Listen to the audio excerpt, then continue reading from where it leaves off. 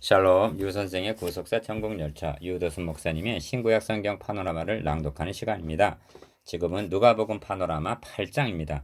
능력으로 하나님의 나라를 반포하심. 8장은 예수님께서 각성과 촌에 두루 다니시면서 하나님의 나라를 반포하시며 복음을 전파하시는 내용인데 두 가지 비유와 세 가지 기적으로 구성되어 있습니다. 본장의 핵심도 하나님의 나라를 반포하심에 있습니다. 하나님의 나라를 반포한다는 것은 말로만 하는 것이 아닙니다. 그것은 영적 전투인 것입니다. 그러므로 주님께서 공생애를 시작하실 때 성경은 예수께서 성령의 권능으로 갈릴리에 돌아가시니라고 말씀했던 것입니다. 4장 14절. 주님은 지금 성령의 권능으로 하나님의 나라를 반포하고 계시는 것입니다. 하나님의 나라가 어떻게 확장되어 나가는가를 설명하기 위해서 씨 뿌리는 비유와 등불 비유를 말씀하고 하나님의 나라 반포하는 것을 대적하는 세력을 분쇄하기 위하여 광풍을 23절 꾸짖으시고 군대 귀신을 축출하는 기적을 행하신 것입니다. 그러므로 8장의 주제는 능력으로 하나님의 나라를 반포하심이 될 수 있습니다. 이를 네 단원으로 나누어 상고하고자 합니다. 첫째 단원 1절에서 3절, 19절에서 21절, 하나님의 나라 권속들. 둘째 단원 4절에서 18절, 씨 뿌리는 비유와 등불 비유. 셋째 단원 22절에서 39절, 광풍과 군대 귀신. 넷째 단원 40절에서 56절, 혈루병과 회당장의 죽은 딸. 첫째 단원 1절에서 3절, 19절에서 21절, 하나님의 나라 권속들. 이후에 예수께서 각성과 촌에 두루 다니시며 하나님의 나라를 반포하시며 그 복음을 전파하실새 12 제자가 함께하였고, 또한 악귀를 쫓아내심과 병고침을 받은 어떤 여자들 곧 7 귀신이 나간 자 막달라인이라 하는 마리아와 또 헤롯의 청지기 구사의 아내 요한나와 또 수산나와 다른 여러 여자가 함께하여 자기들의 소유로 저희를 섬기더라. 1절에서 3절. 주님은 하나님 나라를 반포하시는데 일종의 팀 사역을 하신 셈입니다. 12 제자가 함께하였고 여러 여자가 함께하여 자기들의 소유로 저희를 섬겼다고 합니다. 어떤 사람이 예수님에게 당신의 모친과 동생들이 당신을 보내려고 밖에 섰나이다 하고 20절 말하자 주님께서는 함께한 이들을 가리키면서 내 모친과 내 동생들은 곧 하나님의 말씀을 듣고 행하는 이 사람들이라고 말씀하십니다. 21절. 여기에 본단원의 중심점이 있습니다. 어찌 그들이 주님으로부터 감히 내 모친과 동생들이라는 21절 대접을 받을 수 있었단 말입니까? 그것은 다름이 아니라 하나님 나라를 반포하시는 일에 동역했기 때문입니다. 자신들이 먼저 하나님의 말씀을 듣고 믿어 구원을 얻고 이 12절 복음을 전하신 일에 함께하여 자기들의 소유로 저희를 섬겼기 때문입니다. 즉 그들은 하나님 나라 건설을 수종 들었던 것입니다. 잡히시던 날 밤에 주님이 하신 말씀, 너희는 나의 모든 시험 중에 항상 나와 함께한 자들인즉 내 아버지께서 나라를 내게 맡기신 것 같이 나도 너희에게 맡겨 너희도 내 나라에 있어 내 상에서 먹고 마시며 또는 보좌에 앉아 이스라엘 12지파를 다스리게 하려 하노라 하신 22장 28절에서 30절. 주님의 상에 참여하게 될 하나님 나라 건설의 역군들이요 하나님의 나라 시민이요 권속들이었던 것입니다. 에베소서 2장 19절. 주님과 함께한 권속들의 구성을 보면 헤롯의 청지기 구사의 아내 요한나와 같은 지체가 높은 사람이 있는가 하면 7 귀신이 나간 자 막달라 마리아와 같은 비참한 여인들도 있음을 보게 됩니다. 이들이 하나가 되어 한 마음으로 동역하고 있는 아름다운 모습을 볼 수 있습니다. 저들은 자기 시대에 자기의 사명을 완수하고 구속사의 무대를 떠났지만 예수 그리스도는 떠나신 것이 아니라 어제나 오늘이나 영원토록 동일하셔서 이제도 하나님의 나라 반포하는 일을 하고 계시는 것입니다. 주님께서는 하나님의 나라를 반포하시는 일에 형제와 동역하기를 원하고 계십니다. 우리와 동역하기를 원하고 계십니다. 이 시대 구속사의 무대에서는 여러분이 주인공으로 등장하고 있는 것입니다. 비록 큰 일이 아니라 하여도 주님의 이름으로 전사들에게 냉수 한 그릇을 떠주는 일을 수종든다 하여도 이 일에 헌신된 여러분은 다름 아닌 주님의 모친과 동생들이라고 칭함을 받을 하나님의 가족인 것입니다. 둘째 단원 4절에서 18절 씨 뿌리는 비유와 등불 비유. 각 동네 사람들이 예수께로 나와 큰 무리를 이루니 예수께서 비유로 말씀하시되 4절 씨 뿌리는 비유는 큰 무리를 향하여 하신 말씀입니다. 씨를 뿌리는 자가 그 씨를 뿌리러 나가서 뿌릴새 더러는 길가에 더러는 바위 위에 더러는 가시떨기 속에 더러는 좋은 땅에 떨어졌다고 말씀합니다. 이 말씀이 놓인 위치는 예수께서 각성과 촌에 두루 다니시며 하나님의 나라를 반포하시며 그 복음을 전하실세라고 1절 한 문맥입니다. 그렇게 말씀한 문맥이죠. 주님께서 해설해 주신 대로 씨는 하나님의 말씀을 의미합니다. 11절 하나님의 나라를 반포하는 일은 말씀을 통하여 이루어지는 것입니다. 그러니까 주님은 씨를 뿌리고 계셨던 것입니다. 말씀 사역의 중요성은 아무리 강조해도 지나침이 없습니다. 죽고 사는 문제가 여기에 달렸다 해도 과언이 아니기 때문입니다. 그런데 비유에서 보는 바대로 하나님의 말씀을 뿌려도 결실은 극히 빈약한 것을 보게 됩니다. 왜냐하면 이를 대적하는 세력이 있기 때문입니다. 길가에 떨어짐에 공중의 새들이 먹어버렸다는 것은 마귀가 와서 그들로 믿어 구원을 얻지 못하게 하려고 말씀을 그 마음에서 빼앗는 거지라고 말씀합니다. 12절 유독 길가에 떨어진 것만이 사탄의 먹이가 되는 것은 아닙니다. 바위 위나 가시떨기 속도 매 한 가지입니다. 길가나 바위 위나 가시떨기 속이나 모두 말씀을 들은 자임을 유념해야만 합니다. 12절, 13절, 14절 성경은 믿음은 들음에서 나며 들음은 그리스도의 말씀으로 말미암았느니라고 말씀합니다. 로마서 10장 17절 그런데 들은 자로 하여금 결실 즉 믿지 못하게 하는 것은 결국 사탄의 괴계인 것입니다. 다만 강교한 사탄이 그 사람이 환경과 여건에 따라 공격하는 유형이 다를 뿐임을 명심해야만 합니다. 4가지 유형의 밭. 첫째로 길가에 떨어졌다는 것은 말씀을 듣고 즉시 잊어버리는 유형입니다. 이를 가리켜 주님은 말씀을 빼앗겼다고 설명하십니다. 좋은 땅에 속하는 자와 어떻게 다른가를 대조해 보십시오. 이는 들은 말씀을 지키었으나 15절 길가에 속하는 자는 빼앗긴 것입니다. 이 불의에 속하는 자가 제일 많지 않을까 여겨집니다. 둘째로 바위 위에 떨어졌다는 것은 얼마 동안은 견디나 말씀이 뿌리를 내지 못하고 많은 유형입니다. 역시 좋은 땅에 속하는 자와 대조해 보십시오. 그는 인내로 결실하는 데 이르지만 바위 위에 속하는 자는 시험을 받을 때 인내하지 못하고 배반하는 자라고 말씀합니다. 13절 셋째로 가시떨기에 떨어졌다는 것은 세상의 염려와 재물의 욕심과 쾌락으로 인하여 말씀의 기운이 막혀 결실에까지 이르지 못하는 유형입니다. 이들의 결함은 기운이 막혔다는 데 있습니다. 무슨 기운이냐 하면 말씀의 기운인 것입니다. 이 기운이 염려, 재리, 일락에 막혀 있으니 결실하지를 못하는 것입니다. 그의 속에서는 말씀이 살아있고 능력이 있는 것이 아니라 무기력한 믿음, 결국 죽은 믿음이 되고 마는 것입니다. 그러나 좋은 땅에 속하는 자가 결실했다는 것은 말씀의 기운이 능력으로 역사하였음을 의미합니다. 그렇다면 이러한 물음이 가능해집니다. 교회 안에 있는 자는 모두가 좋은 땅에 속하는 자란 말인가? 예배 후 친교 시간에 방금 들은 말씀을 나누는 것이 아니라 어제 있었던 축구 경기가 화제가 되어 있는 것을 봅니다. 주님께서 씨 뿌리는 비유를 말씀하신 동기가 어디에 있을까요? 말씀의 사역자들이 선을 행하다가 낙심하는 이유가 어디에 있습니까? 뿌린 것에 비해 결실이 너무 초래할 때 피곤을 느끼게 되는 것입니다. 그때 말씀의 순전함이 혼잡되기 시작하는 것입니다. 회중에게 영합하게 되는 것입니다. 성경이 너희 대적 마귀가 우는 사자같이 두루다니며 삼킬 자를 찾나니라고 베드로전서 5장 8절 경계하고 있는 것은 다름 아니라 뿌린 말씀을 삼키려는 사탄의 발악으로 여겨집니다. 말씀만 빼앗으면 남는 것은 영적으로 시체뿐이기 때문입니다. 바울 사도는 디모데에게 보낸 마지막 서신에서 너는 말씀을 전파하라 때를 얻든지 못 얻든지 항상 힘쓰라 즉 하나님의 말씀을 뿌리라고 명하면서 이렇게 경계합니다. 때가 이르리니 사람이 바른 교훈을 받지 아니하며 귀가 가려워서 자기의 사욕을 좇을 스승을 많이 두고 또 그 귀를 진리에서 돌이켜 허탄한 이야기를 좇으리라. 디모데후서 4장 2절에서 4절 이 예언적인 말씀이 불신자들만을 두고 하신 경고일까요? 이런 사람들은 교회 밖에만 있다는 것입니다. 이렇게 되리라고 경고한 그 때는 아직 오지 않았다고 말할 수 있겠습니까? 들어도 깨닫지 못하게 하려함. 여기 난제가 있는데 이것이 말씀을 맡은 사역자들에게는 도리어 위로가 되는 말씀이기도 합니다.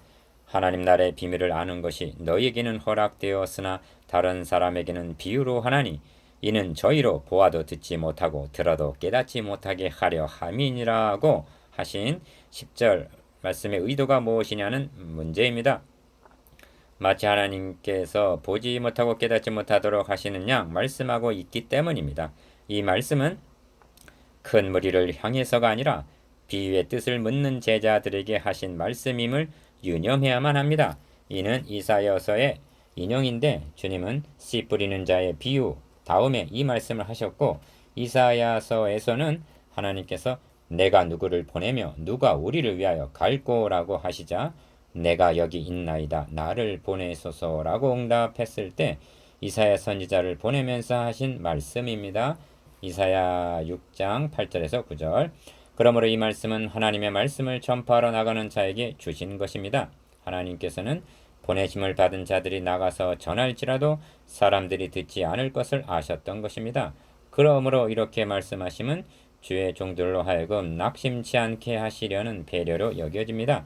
씨를 뿌리는 자, 즉 하나님의 나라를 반포하는 자가 나가서 복음을 전할지라도 저희가 보아도 보지 못하고 들어도 깨닫지 못하리라는 말씀을 받아들이는 자가 아주 적은 것을 뜻합니다. 왜 그러합니까? 인간 편에서 보면 길가에 떨어지고 바위 위에 떨어지고 가시 떨기와 같은 상태의 심령 속에 떨어졌기 때문인 것입니다. 하나님의 주권적인 선택. 그런데 중요한 요점은 이를 하나님 중심으로 보면 어떤 의미가 되느냐는 것입니다. 하나님께서는 저들을 믿어 구원을 얻게 하시려고 작정하셨는데 저들이 이를 배척했다는 것이 아니라는 것입니다. 우리가 믿는 하나님은 하시려다가 못하시는 그런 분이 아니라는 것입니다. 그렇게 말한다면 하나님의 전지전능과 주권은 어떻게 된단 말입니까? 이를 신학적으로는 불가항력적 은혜라고 말합니다. 여기 하나님의 주권과 인간의 책임 간의 긴장이 있는 것입니다. 인간의 책임이 제 아무리 중요하다 해도 하나님은 결코 자신의 주권 앞에 나서려는 것을 용납하지 않으십니다. 그러니까 이 말씀은 파송하시는 주의 종을 하나님의 주권 앞에 세우고 하신 격려의 말씀인 셈입니다. 나가서 전하다가 믿지 않는다고 낙심하지 말아라.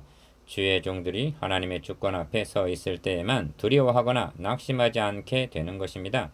한없는 위로와 격려를 받게 되는 것입니다. 인간의 책임은 다음 등불 비유에서 대하게 될 것입니다. 등불 비유. 이제 주님은 누구든지 등불을 켜서 그릇으로 덮거나 평상 아래 두지 아니하고 등경 위에 두나니 이는 들어가는 자들로 그 빛을 보게 하려 함이라고 16절 등불 비유를 말씀하십니다. 이 비유는 참으로 적절한 자리에 놓여 있다 하겠습니다. 씨 뿌린 자의 비유는 실은 듣는 자의 비유라고 하는 것이 타당할 것입니다. 왜냐하면 듣는 자가 어떤 반응을 보이는가에 중점을 두고 있기 때문입니다. 내 부류에 속한 자들에게는 공통점이 있는데 들었다는 것입니다. 12절, 13절, 14절, 15절 그들은 똑같이 들은 자들입니다. 그러나 그 중에서 말씀을 듣고 지켜 인내로 결실한 자는 15절 좋은 땅에 떨어진 자뿐입니다. 그러므로 씨 뿌리는 자의 비유는 들은 자의 반응에 중점이 있습니다. 그러나 등불의 비유는 말씀을 비춰야 하는 즉 반포해야 함에 중점이 있습니다. 만일 빛을 비추지 못하고 즉 전도하지 않고 있다면 그는 등불을 켜서 그릇으로 덮거나 평상 아래 둔 것과 같다는 것입니다. 우리는 앞부분에서 하나님의 주권이 결코 인간의 책임 앞에 굴복할 수 없음을 대한 바가 있습니다. 만일 여기에 안주한다면 복음 전파의 사명감이 약화될 수도 있을 것입니다. 이를 아시는 주님은 말씀합니다. 누구든지 있는 자는 받겠고 없는 자는 그 있는 줄로 아는 것까지 빼앗기리라. 18절. 그러므로 씨 뿌리는 비유와 등불 비유는 균형을 잡아주고 조화를 이루고 있습니다. 셋째 단원 22절에서 39절 광풍과 군대 귀신. 아론은 제자들과 함께 배에 오르사 저희에게 이르시되 호수 저편으로 건너가자 하시매 이에 떠나 행선할 때 예수께서 잠이 드셨더니 마침 광풍이 호수로 내리치매 배에 물이 가득하게 되어 위태한지라. 22절에서 23절 주님께서 행선하시려는데 어찌하여 마침 광풍이 내리친단 말입니까? 23절 주님께서 호수 저편으로 건너가자 말씀하시지 않았던가요? 그 배는 주님이 타고 계시는 것이 아닌지요? 불던 광풍도 멈춰야 할 판에 이 무슨 광풍이란 말인지요? 문맥과 정황으로 볼 때 이는 단순한 자연적인 현상이 아니었던 것입니다. 내리치는 광풍을 꾸짖으심. 성경은 이를 광풍이라고 말씀합니다. 갈릴리 바다에서 고기를 잡던 어부들인 제자들이 주여 주여 우리가 죽겠나이다 하고 절망적인 말을 한 것을 보면 이는 일찍이 경험하지 못했던 광풍으로 여겨집니다. 그러므로 이 광풍은 주님께서 호수 저편으로 건너와서 축출하신 군대라는 귀신들과 무관하지 않는다는 점입니다. 주님께서 바람과 물결을 명하신 것이 아니라 꾸짖으셨다는 말씀이 더 그러합니다. 제자들은 저가 네 귀에 바람과 물을 명함에 순종하는 거 하고 25절 주님에 대하여 불확실성을 나타내고 있는데 반해 군대 귀신 들린 자는 지극히 높으신 하나님의 아들 예수여 하고 28절 주님이 누구이신가를 분명히 알고 있었던 것입니다. 마태복음에 나타난 병행 구절을 보면 때가 이르기 전에 우리를 괴롭게 하려고 여기 오셨나이까 라고 말하고 있습니다. 8장 29절 이 문맥과 정황으로 밀어볼 때 광풍은 주님께서 거라사 땅에 오시는 것을 극력 저지하려는 사탄의 세력으로 볼 수밖에는 없습니다. 주님께서는 성령의 권능으로 이를 분쇄하셨습니다. 그리고 갈릴리 맞은편 거라사인의 땅에 이르러라고 하여 26절 가시려던 거라사 땅에 가시고야만 것입니다. 주님께서 하시고자 하는 것을 무엇이 막을 수가 있단 말입니까? 주님은 말씀하십니다. 너희 믿음이 어디에 있느냐? 25절 그렇습니다. 대적하는 사탄을 이길 힘은 오직 믿음뿐인 것입니다. 주님은 왜 거라사인의 땅에 가시고자 했을까요? 그곳에 가서 무엇을 하셨는가요? 육지에 내리심에 그 도시 사람으로 귀신 들린 자 하나가 예수를 만나니 이 사람은 오래 옷을 입지 아니하며 집에 거하지도 아니하고 무덤 사이에 거하는 자라. 27절 군대 귀신을 축출하심. 이 사람을 점령하고 있는 군대라 이름하는 귀신들을 내어 쫓아 온전케 하여 주시기 위하여 가자 하신 것입니다. 그리고 예수께서 돌아오심에 하고 40절 다시 갈릴리로 돌아오신 것입니다. 본문을 관찰해 보면 오직 이 한 일을 하시고 주님은 다시 갈릴리로 돌아오신 것입니다. 이 기사는 상징성이 있습니다. 죽기를 무서함으로 일생에 매어 종 노릇하는 모든 자들을 히브리서 2장 15절 예표하고 있는 것입니다. 이제는 아무나 쇠사슬로도 맬 수 없게 되었으니 이는 여러 번 고랑과 쇠사슬에 매었어도 쇠사슬을 끊고 고랑을 깨뜨렸음이라. 그리하여 아무도 저를 제어할 힘이 없는지라고 합니다. 마가복음 5장 3절에서 4절 이것이 말세의 인간상입니다. 디모데후서 3장 1절에서 5절 이들을 무엇으로 제어하며 구원할 방도가 무엇입니까? 교육입니까? 도덕입니까? 예술입니까? 물질입니까? 주님은 공생애를 시작하면서 나사렛 회당에서 선언하신 나를 보내사 앞으로 된 자에게 자유를 눈먼 자에게 다시 보게 함을 전파하며 눌린 자를 자유케 하시려고 거라사인의 땅에 오신 것입니다. 예수께서 너의 이름이 무엇이냐 물으신즉 가로되 군대라 하니 이는 많은 귀신이 들렸음이라. 30절 마침 거기 많은 돼지떼가 산에서 먹고 있는지라 귀신들이 그 돼지에게로 들어가게 허하심을 간구하니 이에 허하신데 귀신들이 그 사람에게서 나와 비탈로 내리달아 호수에 들어가 몰사하거늘. 32절에서 33절 실로 가공할 만한 존재입니다. 이 장면은 마치 광풍이 호수에 내리치던 23절 장면과 유사하지 않습니까? 주님은 군대 귀신이 돼지에게 들어가는 것을 왜 허락하셨을까요? 눈이 가리워져서 볼 수 없는 인간들로 하여금 가공스러운 세력과 그 결과가 얼마나 비참한가를 똑똑히 보게 하시기 위함으로 여겨집니다. 이를 알게 하기 위해서는 이 방법밖에는 달리는 길이 없었기 때문입니다. 문제는 귀신에게 사로잡힌 자가 이 한 사람뿐이냐는 데 있습니다. 그러므로 궁극적으로는 자신이 어떠한 상태에 처하여 있으며 이를 자유케 해주신 주님은 누구인가를 보여주기를 원하셨기 때문입니다. 치던 자들이 그 된 것을 보고 도망하여 성내와 촌에 고하니 사람들이 그 된 것을 보러 나와 예수께 이르러 귀신 나간 사람이 옷을 입고 정신이 온전하여 예수의 발 아래 앉은 것을 보고 두려워하거늘. 34절에서 35절 귀신 들렸던 자가 어떻게 구원받은 것을 본 자들이 저에게 전말을 말해 주었습니다. 그들은 크게 두려워하여 주님에게 떠나시기를 구했습니다. 그들은 한 영혼의 가치보다는 많은 돼지떼의 손실을 생각했던 것일까요? 하나님의 큰일. 주님은 말씀하십니다.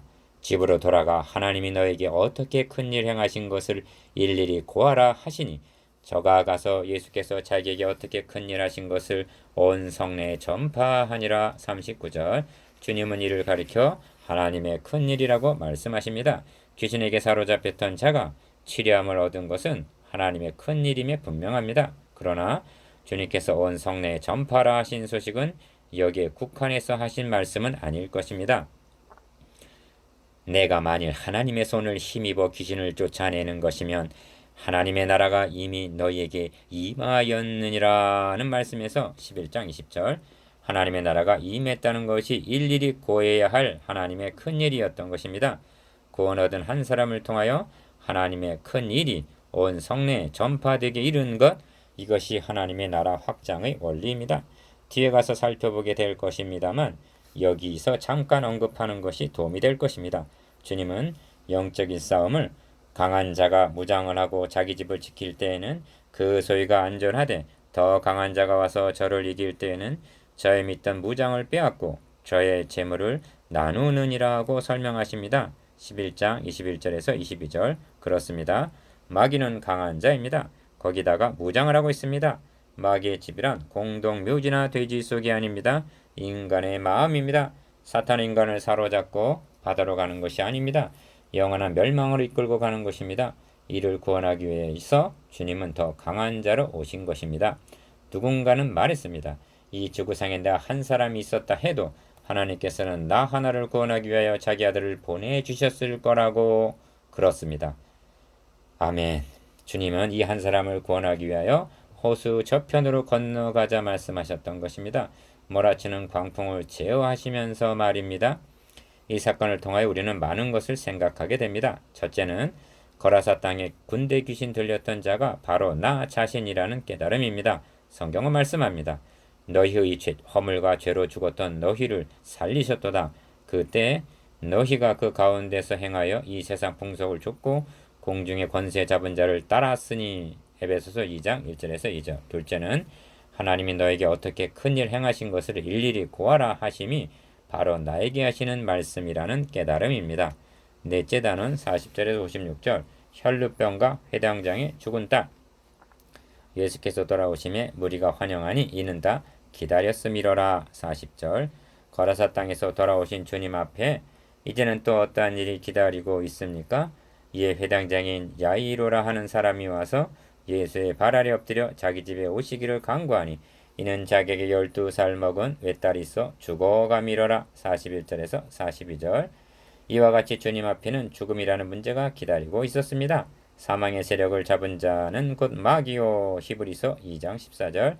주님은 마귀의 일을 멸하려 요한일서 3장 8절 오셨다고 말씀합니다.